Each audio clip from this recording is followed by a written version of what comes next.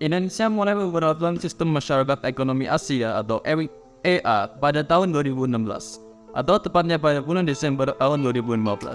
Jika kita mendengar kata masyarakat ekonomi Asia, tentu kita tidak asing lagi dengan sistem yang digunakan, yaitu sistem pasar bebas.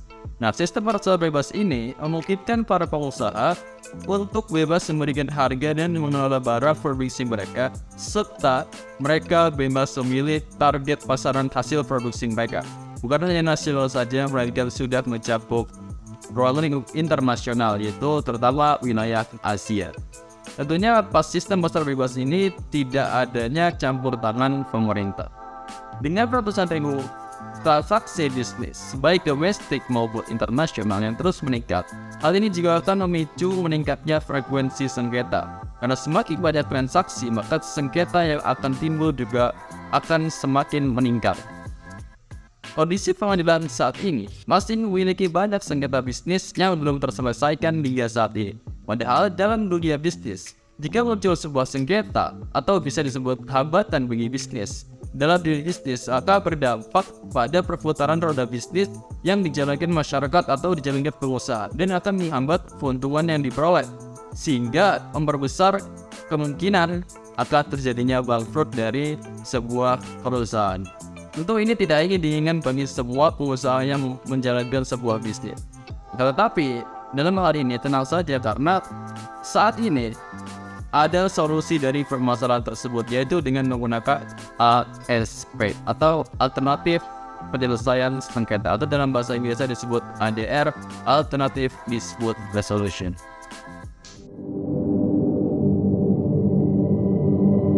Dalam ruang lingkup atau dalam dunia usaha, terdapat dua pihak penting untuk pelajaran menjalankan suatu usaha.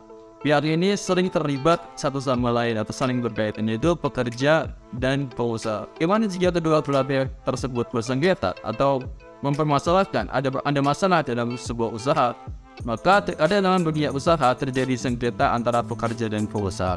Hal ini menyebabkan terhambatnya perputaran roda usaha yang mereka jalani, sehingga sengketa yang muncul harus segera diselesaikan. Terjadinya perselisihan atau sengketa selalu dimungkinkan terjadi dalam setiap hubungan antar manusia, karena tidak semua manusia memiliki satu pemikiran. Pada dasarnya, jika terjadi sengketa antara kedua belah pihak, penyelesaian perselisihan yang terjadi tersebut dapat diselesaikan oleh para pihak itu sendiri. Penyelesaian pertama yang harus dilakukan adalah dengan para pihak itu sendiri. Jadi sebelum adanya, ketika pertama kali sengketa muncul, maka yang mereka harus lakukan adalah mereka menyelesaikan sengketa itu dengan mereka sendiri. Namun, jika para pihak tidak dapat menyelesaikannya, baru bisa diselesaikan dengan adanya pihak ketiga untuk menangani, baik yang disediakan oleh negara maupun yang ditunjuk oleh para pihak itu sendiri. Makanya dalam hal ini, lembaga yang menyelesaikan sengketa di dunia modern saat ini biasanya adalah peradilan. Lembaga ini bertugas untuk menyelesaikan perselisihan pada masyarakat, terutama masyarakat modern.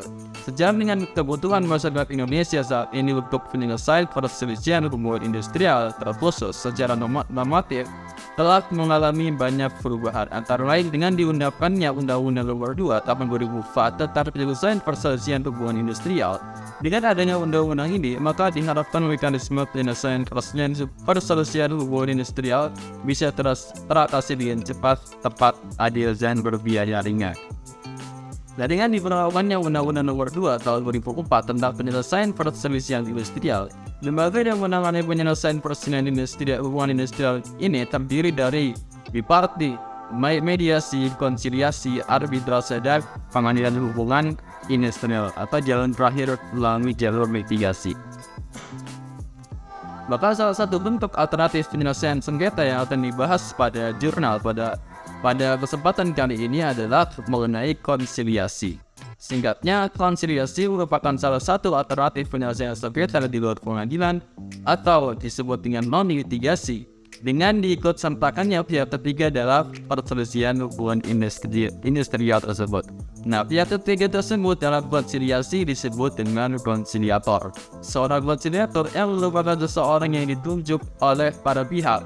Tidak semua orang yang ditunjuk oleh para pihak yang bersengketa itu bisa menjadi konsiliator, karena syarat-syarat dan ketentuan yang untuk menjadi konsiliator sudah diatur dalam Undang-Undang Nomor 8 tahun 1999 tentang penyelesaian perselisihan hubungan industrial. Seseorang ini menjadi seorang konsiliator adalah seseorang atau lebih yang telah memenuhi syarat konsiliator seperti yang sudah saya sebutkan tadi. Nah, seorang konsiliator yang ditunjuk tersebut sudah memenuhi syarat konsiliator instansi yang bertanggung jawab di bidang ketenagakerjaan kabupaten atau kota. Pejabat konsiliator dapat memanggil para pihak yang bersengketa dan membuat perjanjian bersama apabila kesepakatan tidak tercapai. Kemudian juga eksekusinya dapat dijalankan di kepanitaran pengadilan negeri setempat. Sebuah sistem penyelesaian telah tentu muncul bukan karena tiba-tiba, melainkan ada sebuah kejadian atau sesuatu yang membuat sistem tersebut ada. Misalnya seperti konsiliasi, tentu ada sejarah bagaimana konsiliasi, istilah konsiliasi ini bisa muncul di negara Indonesia tercinta ini. Maka alternatif penyelesaian sengketa juga merupakan sebuah sistem yang diciptakan. Namun pertanyaannya, bagaimana perkembangan alternatif penyelesaian sengketa tersebut? Apakah sebelum adanya Undang-Undang Nomor 4 tahun 2004 ini sudah ada yang namanya konsiliasi? Apakah jika terjadi sengketa dalam dunia bisnis, apakah sudah ada arbitrase mediasi konsiliasi? Maka dalam hal inilah video tersebut dibuat, yaitu tentang sejarah perkembangan konsiliasi. Sejarah perkembangan alternatif penyelesaian sengketa di Indonesia. Berbicara mengenai sejarah konsiliasi merupakan hal yang lebih kecil dan hal yang lebih umumnya, yaitu tentang alternatif penyelesaian sengketa. Nah, maka akan saya bahas terlebih dahulu mengenai alternatif penyelesaian sengketa yang ada di Indonesia ataupun sejarah perkembangannya. Awal mula sebelum masyarakat Indonesia mengenal peradaban hukum tertulis, yaitu seperti undang-undang atau hukum tertulis lainnya, penyelesaian sengketa yang mereka hadapi dilakukan dengan kebiasaan setempat atau hukum adat yang belakang ini kita sebut dengan hukum adat. Nah, penyelesaian sengketa berdasarkan hukum adat pada dasarnya menggunakan penyelesaian secara musyawarah mufakat, dan itu ngobrol-ngobrol gitu loh. Penyelesaian sengketa pada zaman dahulu biasanya dilakukan secara bertahap. Nah, tahap pertama penyelesaian sengketa dilakukan oleh para pihak terlebih dahulu dengan tidak melibatkan pihak lain atau pihak ketiga. Nah, jika dibandingkan dengan pola atau cara penyelesaian sengketa yang sekarang dengan dulu, hal ini mungkin sama dengan negosiasi, karena negosiasi kan merupakan mempertemukan kedua belah pihak, kemudian membicarakan sengketa yang dipermasalahkan dan diobrolkan, kemudian saling tawar-menawar bagaimana jika melakukan ini, bagaimana jika melakukan itu. Nah, maka itu disebut dengan negosiasi. Dan ternyata sebelum adanya hukum tertulis, Indonesia sudah melakukan hal seperti itu. Nah, lalu bagaimana jika tidak berhasil? Jika tidak membuahkan hasil, para pihak dapat melibatkan keluarga terlebih dahulu. Ini kita kembali ke sejarah, yaitu para pihak dapat melibatkan keluarga atau keluarga besar dengan meminta bantuan salah seorang keluarga besar yang lebih segani atau orang yang paling bijak dalam keluarga tersebut yang bertindak atau yang berperan sebagai pelunak dari suatu masalah pada zaman dulu sebelum adanya hukum tertulis. Nah, hal ini mungkin mirip dengan mediasi tipe mediator hubungan sosial, yaitu menggunakan mediator. Mediatornya itu adalah anggota keluarga atau orang terdekat. Dan jika sengketa secara keluargaan ini tidak dapat diselesaikan, baru sengketa tersebut diserahkan kepada tetua adat, yang mana dulu hukum adat menganggap tetua adat itu merupakan orang yang sangat disegani oleh masyarakat Indonesia. Maka mereka juga menganggap tetua adat itu merupakan orang yang paling bijak. Maka mereka meminta setelah keluarga, mereka selalu minta keluarga yang paling bijak di antara keluarga besar tersebut.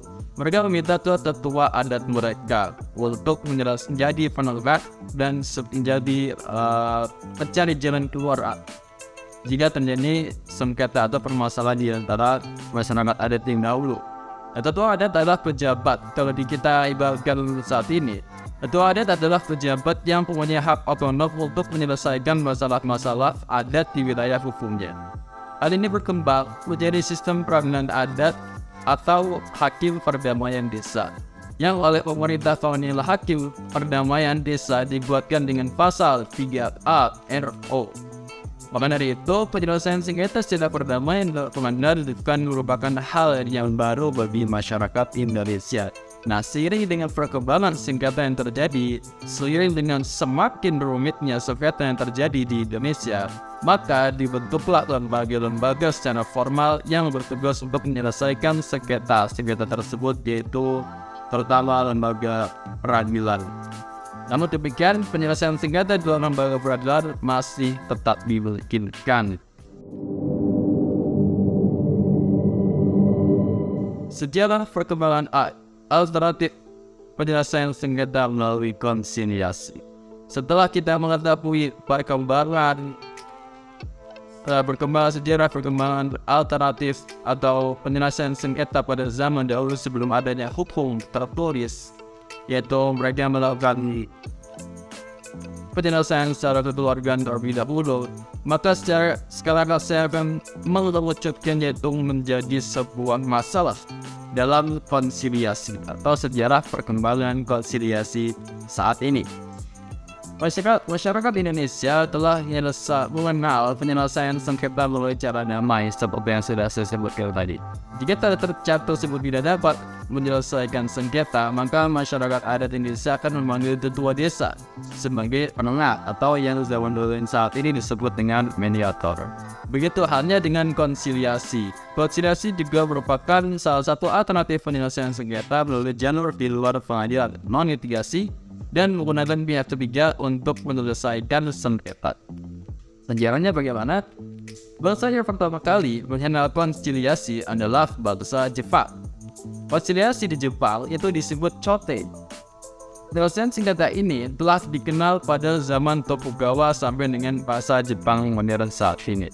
Nah, proses konsiliasi masuk dalam peraturan perundang-undangan Jepang pada tahun 1920. Dalam sejarah Jepang, konsiliasi ini digunakan untuk menyelesaikan sengketa secara informal. Seperti halnya secara musyawarah mufakat yang dilakukan masyarakat Indonesia. Sengketa perdata tidak jarang dibawa oleh para pihak kepada polisi untuk diselesaikan pada tahun 1990-an, dan kemudian oleh polisi sebagian dari kasus tersebut dapat diakhiri melalui konsiliasi. Begitu juga dalam perkara perceraian. Tidak jarang masyarakat Jepang itu menggunakan konsiliasi untuk menyelesaikan perceraian. Nah, hal ini dibuktikan dengan banyaknya data.